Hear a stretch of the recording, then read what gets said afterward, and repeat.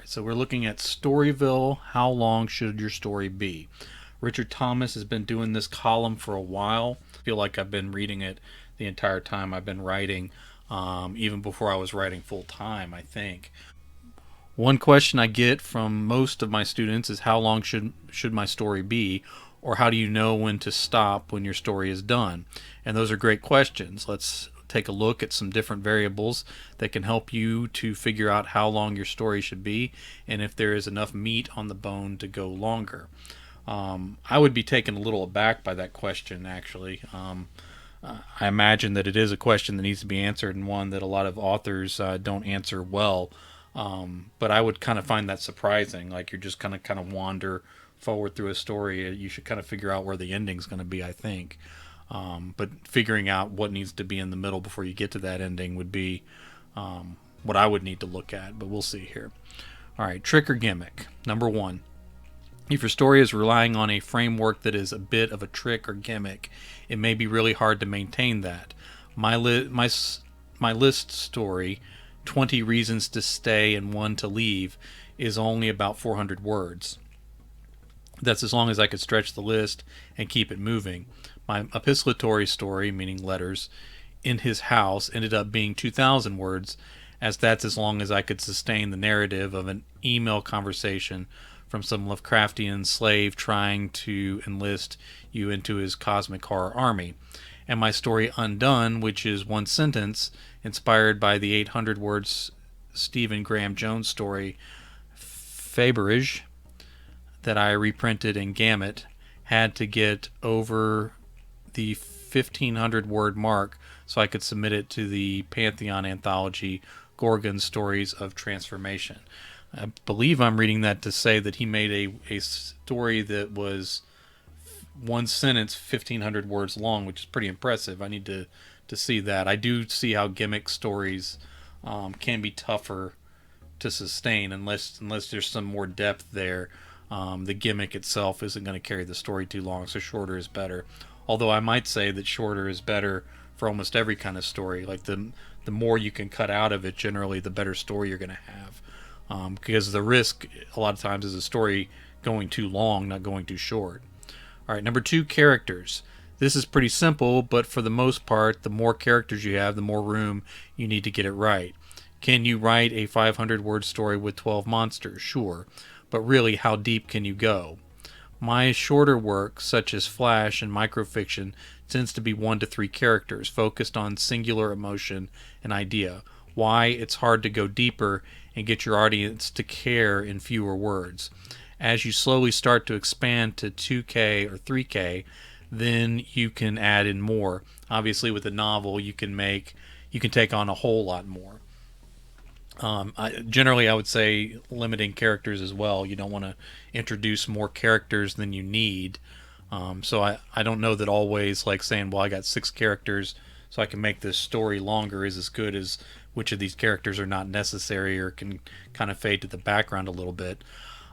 Generally, when I'm trying to write a short story, his mention of emotion, I do try to kind of focus in on one particular theme or emotion.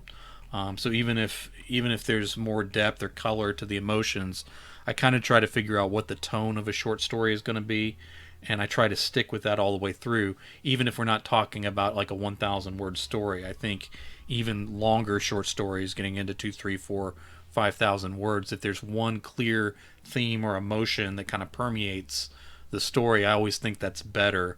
It gives a stronger through line for that, I think. All right, number 3 from, again, Richard Thomas here. He says, depth of emotion. So I guess we're going to expand on this a little bit. Similarly, how many emotions are you working with? If you are focused on one reaction or motivation, one strong emotion, say grief, hope, or panic, then you need less space. But if you want to take on loss and the idea of permanence and then add in love, that may need more than 1,000 words to get right. So the more complicated the emotions, the more depth that you might want us to feel, the more room you will need. Again, I would also kind of argue that being concise with the story can make that emotional resonance a little stronger. All right, number 4, your plot. If your plot is a simple one, the weird Lovecraftian dude trying to get you to do one thing and one thing only, keep reading the story so you can utter those dark, magical, haunting words, then yes, it can be shorter. If you have several different plots or subplots going on, threads running across a large cast, across place and time, you need more room to do it right. It will just take up more room on the page. That's why some people only read novels. They want to sit with it, chase the mystery, work out the conflicts over hours, days, and weeks. If you have twists and turns and need room to make that happen, it will be longer. I've seen a few authors that do really good work with subplots and other things of that nature with short stories. But I think the strongest short stories I've read have one clear plot, and there's maybe subtext, but not necessarily several subplots and tangents and things of that nature. Now, again, even with novels, the more complex you are with a novel, I think there's skill as a writer required to make that work, even with novel length. All right, number 5, enough meat on the bone. Something I mentioned earlier is there needs to be enough meat on the bone to develop a story. How much is enough? As you can see by the first 4 entries, it depends on many factors. If you have a simple idea with one character and the emotions are rather contained and there is enough story, it's not just a trick or gimmick, then you can go longer. The more originality, the more depth of setting and atmosphere you need or want, the layers of emotion, the size of the cast, will all help to dictate whether you turn this into flash fiction, a short story, a novelette, a novella, or a novel. Okay, and I think that rings pretty true. Sturdy story length parameter. You need to know word count minimums and maximums. Okay, I think he's talking about. I've actually struggled with these before. This is great. Good. I think we all do. Even as you go further into writing as a career, I think it's something you still have to figure out. We all tend to get caught up in our own patterns of doing things. Here, I think he's talking about submissions. So, like when there's certain limitations to a publisher that they want for a particular story, and then I think there's a difference in the number of markets that will take different lengths of stories. Okay, you need to know word count minimums and maximums. Memorize them. Anything under 1,000 words is flash. Okay, he's talking about definitions of story length. Anything under 1,000 words is flash fiction. There are also several other shorter lengths, micro fiction, dribbles, drabbles, etc. Those numbers are firm. Short stories run 1,001 to 7,500. But there is a sweet spot right around 5,000 where a lot of places cut off. 5,000 words is a pretty solid. You have a chart on the wall with the definitions. I've actually found that some of those definitions slide depending on genre and market a little bit. I don't know that they're as universal as most people put when they get down to that 1,001 marker. But again, I do think 5,000 words is kind of a sweet spot. Like that, you're going to find the most markets for 5,000 word stories. There are places obviously that'll take shorter stories, but there's something about that 5,000 word space where you're going to find the most people willing to look at your story. So keep that in mind. 7,501 to 15,000 is a novelette. 15,001 to 40,000 is a novella. 40,000 plus is a novel. Each genre also has maximum and minimums. Okay, he's getting into that. With some fantasy starting out at 80,000 words, do your research across the different lengths and publications and presses you want to work with and see what shakes out. Maybe you need to cut and stay under 5,000. Maybe you need to push to get up to 3,000. Do what you need to do. That's why I talk a lot about writing to a length, and encourage students to hit my word count marks.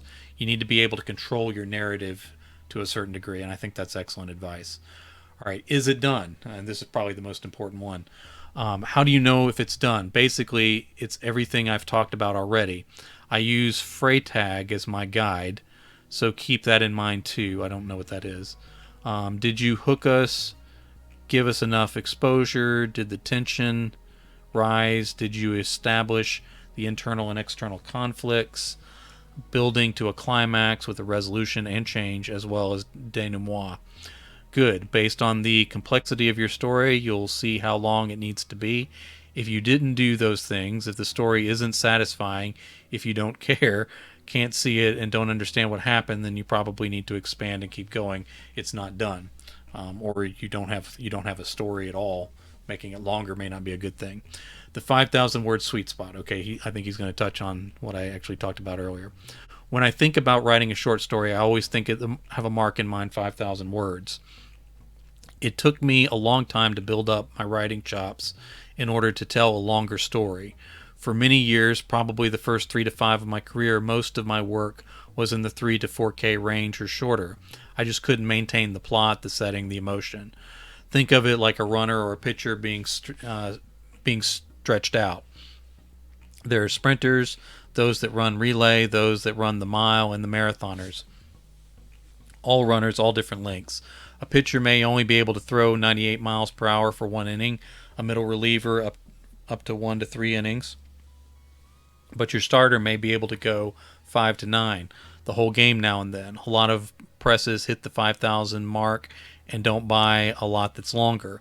Why? Usually it's budget. At 5 to 10 cents per word, they may rather buy 5 stories at 3K than 3 stories at 5K. It also depends on how big a name you are. That's probably more true than anything else in this article. Are they willing to spend that on an unknown? They'll solicit bigger authors and be happy to get 5 to 7,500 words, and the New Yorker will pay well as they have the money. So just keep that 5,000 word mark in mind. Some quick stats on markets via Duotrope. Duotrope is an online website that lists markets. I believe Duotrope is paid. If it's the one I'm thinking of, I used to subscribe to it, but I don't really do that much anymore. A lot of the short story submissions I do are invite, so I'm not really hunting markets as much anymore, and a lot of times you can find those markets without the sites from time to time. All right, Pro Horror up to 5K, there are 18 markets. Pro Horror 5K to 7,500, 13 markets, so there's a drop-off past 5,000. When you're talking about pro rates in horror, 5 cents per word. When you're talking about science fiction and fantasy, it's usually 6 cents per word is the starting rate for horror, for pro rates, I mean. Okay, pro fantasy up to 5,000 words. There's 25 markets open at the time you did this article. Pro fantasy 5K to 7,500, 21. So a slight drop off. Pro science fiction up to 5K, 25 markets. Pro science fiction 5K to 7,500, 20 markets. And as you get longer, over 6,000, it gets worse. Just keep that in mind. And for semi-pro, and up there is also a gap. Time commitment. Another thing to consider is how much time you have. I encourage my students to write a lot of short stories before they take on a novel. That's very good advice. I want them to experiment, to try out different genres, third person versus first, etc. That's good advice for seasoned authors too. So especially if you're like going into a different genre, or you're trying a novel idea that you haven't ever done anything with before, writing a bunch of short stories to just kind of experiment with the ideas is good. Before I wrote a time travel novel, I wrote several time travel short stories where I made up different rules for time travel, and then I played out the story within those rules to kind of get a feel for how I wanted it to work and what I wanted to do. And I think that's good advice for any genre. You can play and experiment with some short stories. You may end up with some gold in the middle of there as you're preparing for a novel, but I think short story writing is a good laboratory when you're working on a novel idea. A failure of 3,000 words takes much less time than a failure of 80,000 words. But I also want authors to get used to the process, going through the process, generating ideas, finding out plots, nailing the freight tag items, understanding voice and point of view, learning to diagnose what is wrong. That's good. Being able to figure out what's wrong with your story, and then having the tools to fix it. That all takes time. I'm not precious with my stories, so when my muse is working, I don't take weeks or months to write a story. It's days for me, maybe weeks. I've written 6,000 word stories in one day, 12,000 words on Breaker, my third novel, in one day. Get used to creating, writing, editing, and finishing your stories. and then send them out. If you can nail a story that is 3,000 words, 3 acts and 1,000 words each, then do it again, and then expand it to 5,000 words. It takes practice. All right, so I think that's pretty good advice, starting with short stories and then building length as you have more to tell. I do think that's actually pretty solid. All right. And then when you've got this all sorted out, when you've written dozens of stories, you'll have more command over your tales. You will be able to dictate whether the story about a cosmic horror is a bit of a flash fiction or full story at 5K mark, or whether you can push it to a novelette length, a novella, or beyond. Obviously, you have to be interested in the idea. If you're bored, if you don't care, then it doesn't matter what length it is. But if you are curious, invested, and vulnerable, the story can go longer. But you need to learn to control your story. At some point, you're going to see an open call, and you need to be able to write that pizza horror story in exactly 3,000 to 5,000 words. The joke about pizza horror is that Max Booth III and another editor came up with the idea of making a pizza horror anthology, and they ended up with thousands of stories submitted. Most of them were not good. I submitted one and it got rejected, and they put out this anthology. And now there's all these pizza horror stories that are just kind of floating out there in the universe.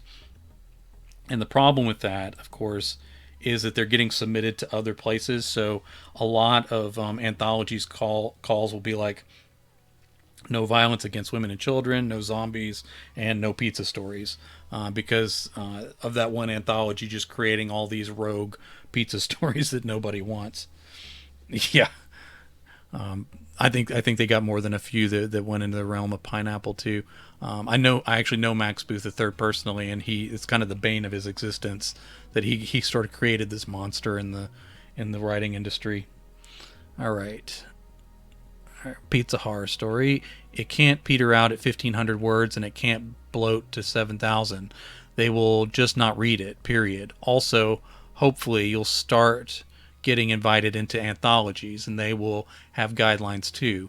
They do not want to see a maximum word count blow off as you cruise past 5,000 word mark and turn into something that is 7,500. They are not going to be happy. They have a budget and need to stick to it, so be professional. In my career, 150 stories published, I have only blown my mark one time. I was invited to a new magazine, and my story got away from me. It was more complicated than I thought. The plot was more layered, and the scenes I needed to tell the story, I couldn't cut it below 5,000 words. In fact, it ended up being 6,600 words. I sent them an email, told them I couldn't get it cut down. It would ruin the story, and said that if it was way too long, I could write them a new story. I apologized. Luckily, they loved it and said keep it as it was. They would take that length. But I could have damaged that relationship, so try not to do that. Most people aren't at a place in their career that Richard Thomas is, where he can kind of get away with that. Although they will allow it from time to time, but the story has to be really good. Like, the pressure to write a good story that's outside their word count is huge. Like, it has to nearly be a perfect story. It's probably usually best to find a way to cut it down to inside the word count that they want. All right, overall, is your story a good idea? Is there enough there to make it work? Is it an interesting idea? Is it original? I don't know. Those are tough questions. Start with your heart and a story that excites you. Pour your body, mind, and soul onto the page. Be vulnerable, speak from authority, and do not pull your punches. Start with simple stories, one idea, one emotion, few characters, and a relatively straightforward plot. I'm of the opinion that that's ideal anyway, if you can tell your story that way.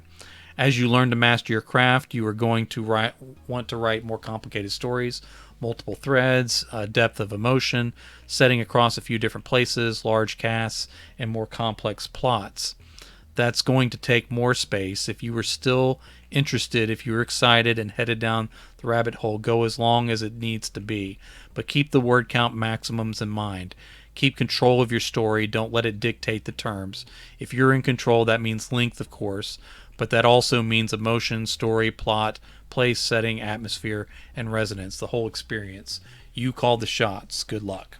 Again, Richard Thomas knows of what he speaks, so any Storyville article I've found with LitReactor is always very good.